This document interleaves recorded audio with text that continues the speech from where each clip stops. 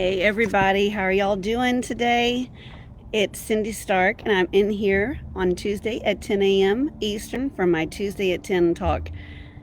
As you guys are popping on, if y'all can type in hashtag live, and if you're coming in on the replay, if you can type in hashtag replay, and let me know where y'all are from so I can say hello. How is everybody today? I am out here in nature talking about something that's very, very near and dear to my heart, all about nature. I think that so many people, especially after the pandemic happened, really lost touch with just how important it is to get into nature. Hey, Cindy, how are you doing? And hey, Michelle. Michelle, I have a couple of things I want to tell specifically to you later on as this goes through. And Lynn and Sabrina, my goodness, good morning, everybody. It's so good to see y'all. So, I guess probably ever since I was 20, I think is when it really happened. I started noticing just how calming being out in nature was for me personally. And I don't know if any of you guys are consciously aware of it, but we as human beings were designed to, it wasn't very long ago that we were cavemen, so we were really designed to be out in nature and out, not only seeing and hearing, which I think maybe people know for sure. Those are the senses that are engaged when you're out here in nature. Out here in nature, you can see things that you don't see at home or inside your work environment or in your house. You can also so seeing and hearing, but then what I don't really think that people even are consciously aware of is just how important it is for people to experience nature with their other three senses as well. Smelling different things. I went for a walk around a pond a couple of days ago. I'm up here in Chicago, and in Tinley Park, and there's a beautiful pond across the street. And the things that I smelled out there were things I've never even smelled in Georgia at all. And then also touching, and I don't know, I guess to a much lesser extent, tasting. That's probably the sense that we're not as using as much when we're out in nature.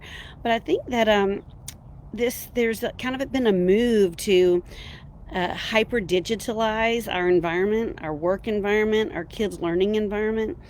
And when those environments, when our work and our living and our kids' school get hyper digitalized, just think about it. When you are out and about in nature, and you have this whole variety of all your senses are engaged, when you are having to look at a screen, especially if it's a small screen, and I'm going to say that even, yeah, isn't that right, Janice? Nature was good until all these crazy spiders came. There's like a Jarrow spider that's around in Georgia right now that are just insane, and they're just everywhere, and they look so scary. Hey Hannah, and hey Kathy, and hey Janice. But when you're hyper focused on a small screen, even if it's 13 or 24 inches, if you think about it, if you're looking around in nature, you see a whole almost 180-degree panoramic view of your world, and that's how our human eyes and even our visual cortex was kind of not only designed but then developed to be, is to really appreciate things from that whole 180-degree view. And then you're hyper focusing on this little screen that's anywhere between 4 inches and 24 inches. You have to block out so many other of your senses to be able to hyper focus on that little tiny screen. And so when you hyper focus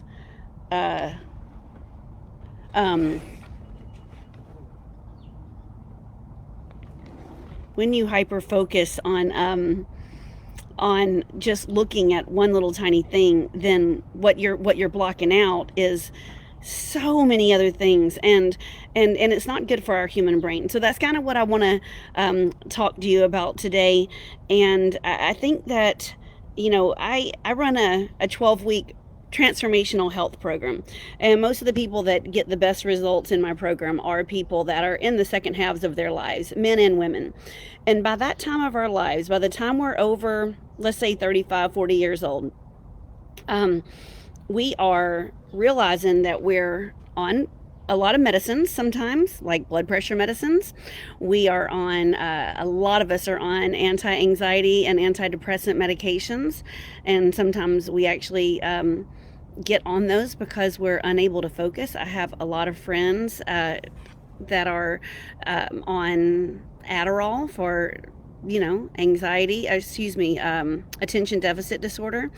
And we think that these pills and maybe watching programs or reading books, we think that these things are going to help us with the problems that we have. But what it is actually doing is not only do you have that problem, but now you have to metabolize all those drugs that you just were given to kind of mask that problem. It's just like I'll never forget, as long as I live. I remember right when I was beginning medical school, I would ask people, do they have blood pressure? And they said, no, I don't have blood pressure. And high blood pressure, do you have high blood pressure? They said, no, I don't.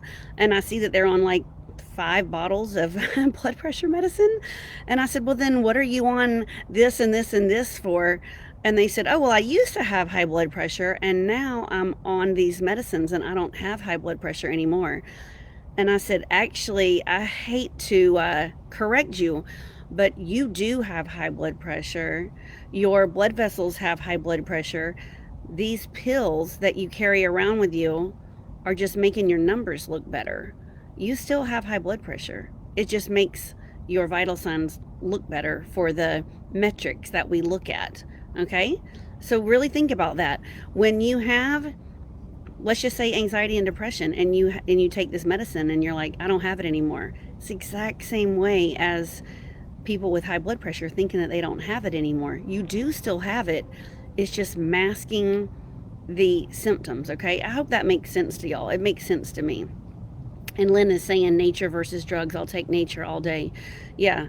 And I'm just talking about a little tiny bit about a way that we can kind of help our anxiety and depression, about how we can help our ability to stay calm and focused, how we can have better self-esteem, better self-confidence. And guys, I started learning about this concept. It's a new diagnosis called nature deficit disorder, and they call getting out in nature getting some vitamin N, so vitamin nature. But this was happening right when I was having my kids. So this is a 20-year-old. It's been in my brain for 20 years. And so at the time when I really realized that it was going on and that our kids these days are really suffering from nature deficit disorder, it really got forefront in my mind. But whether you have kids or not, it really doesn't matter, because it's good for you. And when you can, really realize that something is important for you, and you have this sense of wonder about all the nature around you and the things that you're seeing and all the different stages of growth of the, all the different trees and plants and bushes and flowers around you, then that sense of wonder gets transmitted to other people, whether it's kids or not. But what I was asking earlier is anyone, hey Jareen, I always enjoy you too. Anyway, I have a story to tell about Jareen, but I won't tell it here. So can anybody recall a time in their life where it was like one of their most enjoyable, most memorable memories of their childhood, when it was something outdoors? And if you can remember anything, just be thinking about it and put it in the comments below. I remember a time when I was about 17 years old, and we went to Cades Cove. And I don't know anybody from the Georgia, Tennessee, South Carolina, North Carolina area. I hope to goodness you've been to Cades Cove. It's a part of the Smoky Mountain National Forest, where it is just miles and miles and miles of car rides that are just beautiful. You feel like you are in a magical wonderland. It's like nothing you've ever seen before. Okay, so Cindy's already remembering something. Camping and wandering through the woods. We did it every day. And yeah, Cindy and I grew up on the playground together. And Cindy, I don't know if I ever did this with you, but one of the things that I enjoy doing, and this is one of the most important things that we can teach our kids, is make believe using items in nature. So I would make on the playground little mud pies and mud cookies, and I would make the chocolate chip ones had little tiny uh, rocks in it. And then if I wanted to make it, like oatmeal raisins, and I would put little sticks in it, and we would pretend that we had an oven, and we would cook them, and then we would serve them on different things. Yeah, we always built on the playground together, me and Cindy. And so what that is executive functioning. When you have an idea in your head that you're the executive, you're the CEO of that little make-believe pretend world, that executive functioning is what lights up kids' brains and lights up ours too.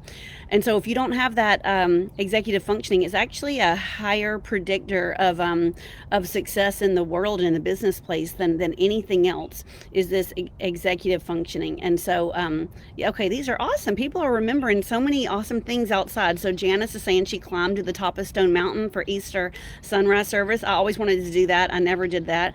And Hannah is saying digging a hole in my backyard to make a house, to play house. My imagination was so strong. And then camping. So yeah, and Amy cleared out spaces in the woods and played house all day, many days. Yeah, my mom and I just went for this amazing hike the other day, just last month, and she showed me in these in the roots of the trees, she would make little houses. So when you get to the base of a tree and you see the roots coming out in different little V's, each one of those would be a house. And that's probably a little bit what Amy's talking about. And even my son and I, when we go camping, we'll just take a whole entire part of the trail, and we make one section our living room, and one section our kitchen, and one section our bedroom. So we have places where we can sit, and places where we cook, and then places where we sleep. Anyway, it's just I always said when I was a Cub Scout leader. For 6 years, I was the Cub Scout leader for all the little boys at my son's school, and I said this is the only way. At that time, I mean, I don't choose to live on a lakefront property, but I said back then, in my early 40s, this is the way that I have lakefront property, is by I get to choose where I put my my tent, and I put it right on the edge of the lake, so you can just like wake up just right with the lake 2 feet away from you. Anyway, there's something in nature, and I'm not going to get into it on this talk. It's beyond the scope of this talk, but there's something about being in nature that it's like a salve to our soul. It's how God designed us to be, and if we don't get out in it, we have that sense of calm taken away from us.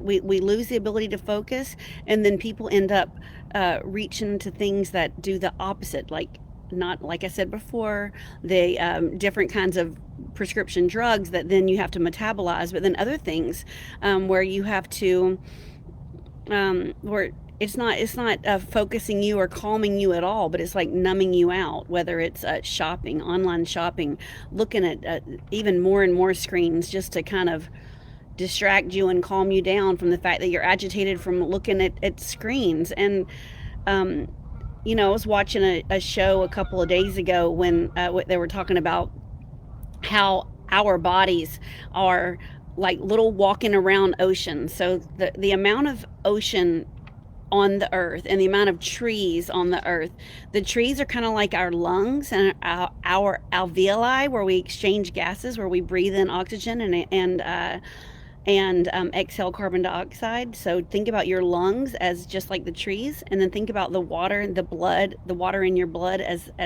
just like the water in the ocean. And so if we are so interconnected with nature, and our bodies even mirror and resemble the composition of the earth, just think about how important it is for us to get out. So I don't want you to think that that it's in order to function properly, that you have to be out there for 8 hours a day every day. Science shows you actually only need 120 minutes a week total, and that can be things as little as looking outside of a window, or just getting on your back patio or your porch and just looking at trees and squirrels and birds, or you can just take very slow. And I'm also not talking about exercising, okay? I'm just talking about getting out in there, getting out in nature. So you could even just go for a really slow leisurely walk out at some nature park. But if you do it every day, it's the best. So I don't know what 120 minutes divided by 7 days a week is. I don't know how much that ends up being. Probably about, well, not even 30 minutes, probably only 20 minutes a time. But 20 minutes a day. But if you can just get out there, like I said, it can be for a slow walk, or it could even be just looking at something beautiful, literally just sitting and looking. Then all that counts. And Hannah, you have a garden, so it also, gardening can be it too. Gardening is something that's very, very good for our souls. Okay, thank you, Jennifer. That comes out to 17 minutes a day. I think all of us have 17 minutes a day to do something that is that important to our psyche and our mental health. I just want to call bullcrap on people that say that they don't have any time in the day to do things that are important. I'm going to get into this right now. I'm going to try to put this laptop down so I can show you something that I wrote out earlier today. So this was from Stephen Covey's book, the 7 Habits of a Highly Successful Life. So he does these quadrants, okay? Hold on a second. Okay. So in the top here are things that are important and urgent, all right? So there are things that are important in our life, and they're really urgent. They have to be taken care of right now. Those are things like crises and emergencies, okay? And then there's things that are, I hope you can see this, still urgent but not important at all. And those are things like interruptions, things like phone calls, certain emails, certain meetings, people that just walk in on you and completely interrupt your train of thought. It takes when people are trying to stay focused, it has been proven that it takes 20 minutes to get back into your old train of thought. So if you can minimize distractions and time batch your important things that you're trying to do in life, it's gonna be so much better than being around people that can distract you. Okay, so things that are urgent, again, crises, emergencies, really pressing problems. And I mean things like fire in your house or your kids bleeding or something like that. Now down here are just interruptions and distractions again, like emails. Over here on this side are things that aren't urgent, but they're extremely important. And this is where I would say you can put in your nature, your time in nature every day. Any kind of prevention, any kind of planning, things that are important in your personal development. To me, relationships are more important than almost anything. So time with my family, time with my loved ones, it goes in here. It's important. It might not be urgent, but you're going to be really, really happy that you spent most of your time doing this. You got to really put in your time to prepare and plan here. And then this down here, these are just time wasters, things that aren't urgent and also not important. This is like scrolling on social media, phone calls with people you have no desire to talk to whatsoever, certain kinds of TV and entertainment that aren't doing you any good. So what I want to recommend you guys, and I would really recommend y'all write this out. A lot of people may have seen this from Stephen Covey's book, but it never helps to have this kind of back in the forefront of our mind. So our target time is to spend only 5 minutes over here, 5% of our time over here in crises and emergencies, and then also 5% or less in time wasters. And so then that leaves us in our day, we have 90% of our time. So over here in the things that are most important, like time in nature, so really sewing into relationships with people that you love, I want you to put Stephen Covey, it's not me, but Stephen Covey recommends you put 75% of your time there, and then try to get this down to only 15% of your time. Now, if y'all were able to do this, you would have so much more time to do things that are really important in your life. And the men and women that come through my program, Soul Circle Academy, they are able to intentionally, maybe for the first time ever, but definitely much more so important, and they're able to do it now more so than ever, but they are able to put into their schedule things that are really important to them. So some of my clients, golly, this computer is really making me look weird this morning. I'm sorry, guys. I'm trying to be out here in nature, and it's just not as easy as being inside. So bear with me. But some of my clients that have gone through the program, they're able to, when we clear out the reticular activating system and we clear out that part of our subconscious mind that makes us think that the most important thing that we have to do in our life is people pleasing, and thank you, Jenny and Lynn. People pleasing and doing these mindless tasks, or we get out of jobs that are just sucking our souls dry, or we are able to put up boundaries and get out of relationships that are, literally taking our life energy away from us. When we're able to do that and we have time to really intentionally put that 75%, the lion's share of our time, on that stuff that is very important but not urgent at all, my clients have been able to go out and earn a bachelor's degree in her 30s. They've been able to plant gardens. One of my clients is able to prioritize her day and make sure that she finishes her work so she can enjoy sunsets, which is something that she loves. Go look at manatees. Visit aging parents that are really sick. One of my clients is able to intentionally go build campfires in her backyard. Another one is gardening beautiful flowers in her backyard also, and thank you, Kathy, and going on different kinds of hikes with her sister and her daughter. And people are just, one is volunteering at a horse farm where they help kids that have been sexually abused. And when you do stuff like that stuff lights you up from the inside out, And I myself, since working the tools that I teach all of my clients, I was able to completely change the amount of time that I doctor on each and every month, and do it in a place that lights my soul on fire, that just I get to have this little solo vacation every single month.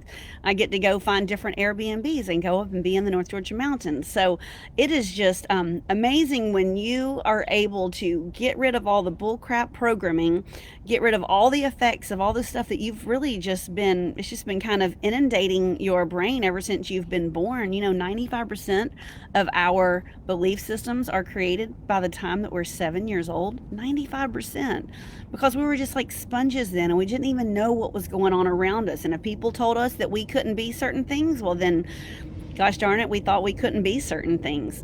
Oh, Jenny's saying she's finding time to dance again. That's what I love too. You were just able to really design your life the way that you want to design your life, and nothing lights me up more than helping people of age, let's just say. I think it was so easy for us to have goals and accomplish amazing things when we were in high school, when we were just so regimented, and you had nothing to do except for get your degrees, or I don't know. I was never into sports, but let's just say people, if you're into sports, you always had a coach telling you have to be in practice from 3:30 to 6:30, 4 days a week. And so then you played a big game on Friday or Saturday night. I don't know. But then when you get older and life starts happening, and so much of your time just gets taken away by all these different roles and hats that we put on, then you really stop prioritizing yourself, and it makes it so hard. Or not, I don't want to say hard, but it just is kind of simple, but it's not easy, whatever goal that you have. And if you want to, if in your heart's desire you want to write a book or go on a certain journey, whether it might be a trek around something holy to you, or whether it's just going to having fun in some place that you've always wanted to go to, or you want to start a new business, or you want to learn a new craft, you have to learn how to intentionally put yourself in your priority and get into that, live into that 75% of your life and into that one quadrant more and more and more. Let's go play hide and seek again outside. Yeah, boy, we did that a lot too. That was really fun too. I know one of the one of the most creative uh, and curious things that I would do is with my cousins, we would make all these little dolls, and then we would also make believe that we were either teachers or restaurant owners, and so we would cook all these different things and serve it to each other. Excuse me. Hannah's saying, I know I have been deficient in nature. I went with her son's marching band to Flagstaff, Arizona, and it was beautiful. Even though I was tired and exhausted from chaperoning, I felt calm.